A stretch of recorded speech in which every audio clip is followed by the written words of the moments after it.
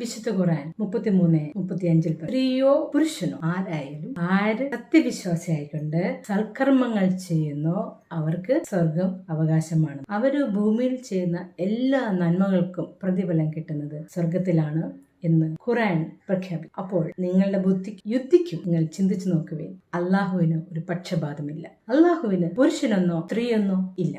സ്വർഗത്തിൽ പ്രവേശിക്കുന്ന സത്യവിശ്വാസികൾ ലിംഗത്തിന്റെ അടിസ്ഥാനത്തിൽ യാതൊരു തരത്തിലുള്ള അനീതിയും ഉണ്ടാവില്ല. അങ്ങനെ ഒരു വസ്തുതയും ഖുർആൻ പഠിപ്പിക്കുന്നു. അതല്ലേ സ്വർഗം. സ്വർഗത്തിൽ എന്ത് പക്ഷപാതം? സ്വർഗത്തിൽ എല്ലാവരും ഈക്വലാണ്. നമുക്ക് എല്ലാവരും അവിടെ ലിംഗത്തിന്റെ ഒരു അടിസ്ഥാനപരത്തില് ഒരു അനീതിയും, നമ്മളെല്ലാവരും സ്വർഗത്തിൽ തുല്യരാണ്.